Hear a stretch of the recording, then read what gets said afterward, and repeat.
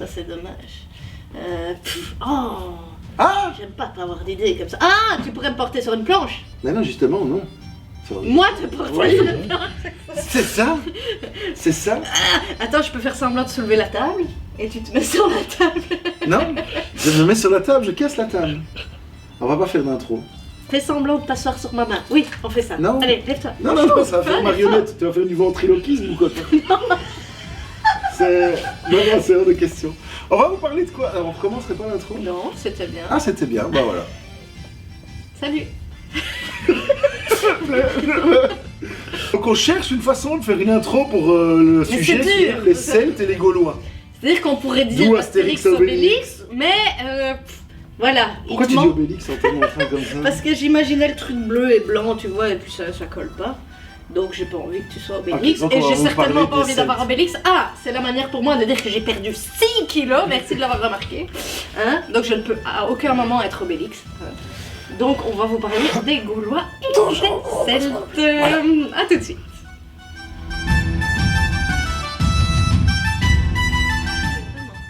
Ça a commencé la vidéo. On changera après. Donc, on changera après.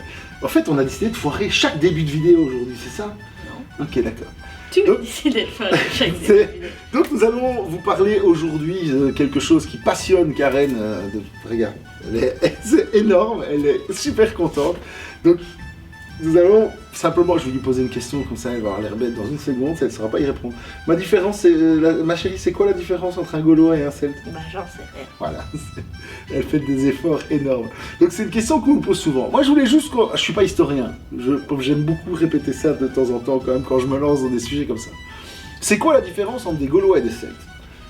Globalement, bah, on va aller jouer justement. En fait, tout ça, la réponse à cette question, et la majorité des gens vont dire ouais, les peuples celtes, machin, nous on est des Gaulois.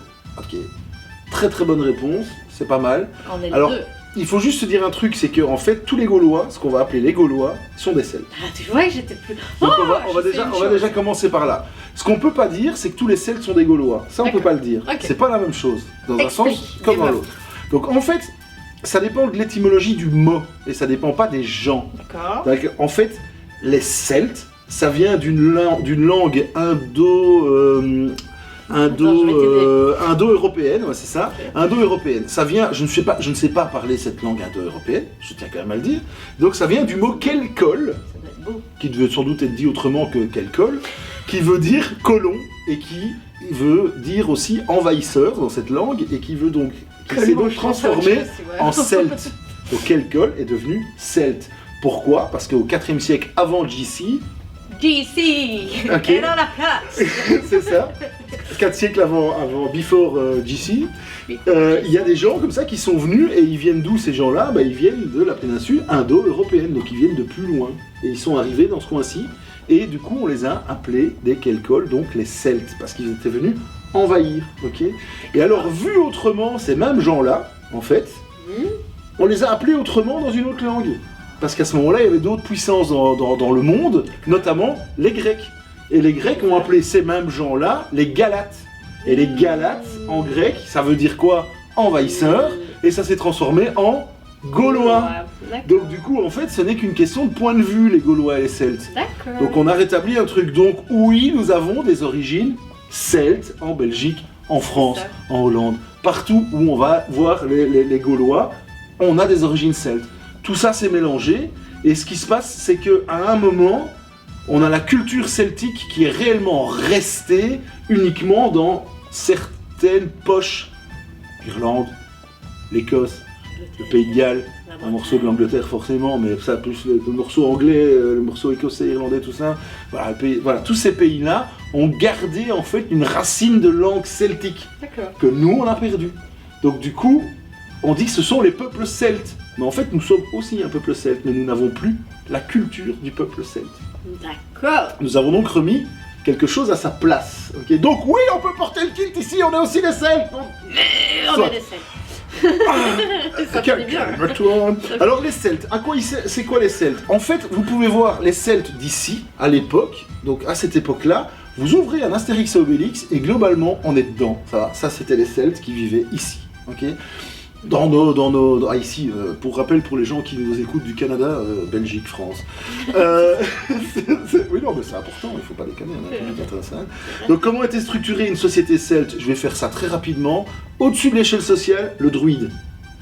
C'est un peu le magicien, tout ça, celui-là. On va dire, ouais, c'est le médecin, c'est le juge, okay. c'est le magicien, c'est le machin, tout ça, le guérisseur, le religieux aussi, beaucoup de religions, des religions différentes en fonction des endroits, ok.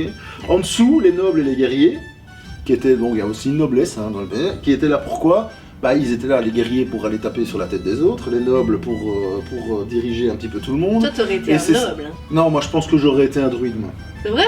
Ouais, les druides, ils boivent de l'alcool, tout ça, pour avoir des hallucinations, ils font des pétards. D'accord, donc on a dit les druides, les nobles et les guerriers. Et les femmes, elles sont quoi là-dedans? Bah, les femmes, ça n'existe pas vraiment à l'époque. Ça faisait des enfants, c'est ça? Ouais, c'est ça. Non, pas forcément, parce qu'il y a des sociétés, des nations celtes qui étaient même matriarcales, etc. Mais bon, on va pas rentrer. Mais je voulais savoir quel était mon rôle à ce moment-là. Il y avait les bardes aussi, un petit peu en dessous, et puis surtout en dessous, il y avait le peuple, en fait, un peuple libre, généralement, du côté celte. On n'a pas dit qu'ils n'avaient pas de temps en temps un esclave ou deux, hein.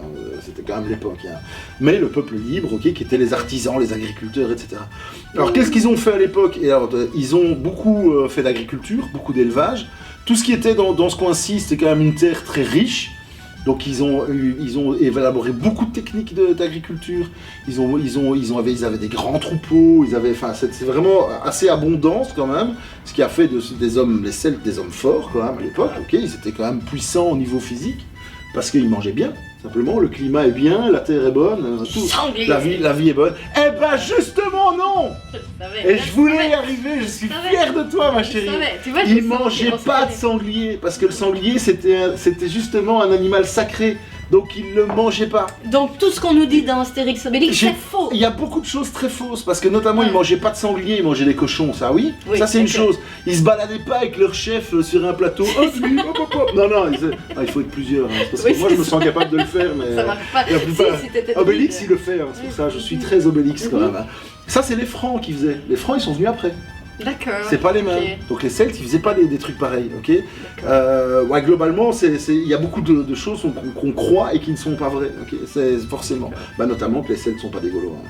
Donc les Gaulois sont pas des Celtes surtout. Aujourd'hui, mon shoot a rétabli une vérité. Ouais, je suis fier de toi. Je sens que ça va encore. Peut-être que ton nom va être gravé dans une pierre. J'ai quand même un gros doute. Je regarde. Ouais, alors globalement, il y a un autre truc que je voulais dire sur eux, c'est ils utilisaient de la monnaie, mais alors ils l'ont pompé sur un autre pays la monnaie, mais ils utilisaient une monnaie très proche de la Macédoine, je pense. Un autre truc aussi qu'ils ont inventé qui est pas mal, parce que ça on a l'impression qu'on est en mode médiéval, mais pas du tout, ça c'est les Celtes qui ont fait, c'est la cotte de maille. Ok. Le machin pour pas se prendre des coups d'épée, c'est les Celtes qui l'ont fait. Enfin voilà, il y a plein de trucs.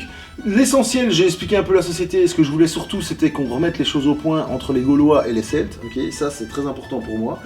Et voilà, je vous souhaite une très bonne journée. Ça te tient à cœur. Moi j'ai appris quelque chose en tout cas, je sais pas vous, mais... Moi j'ai déjà dit au revoir, je laisse terminer. Salut, bonne journée. Salut, bonne journée.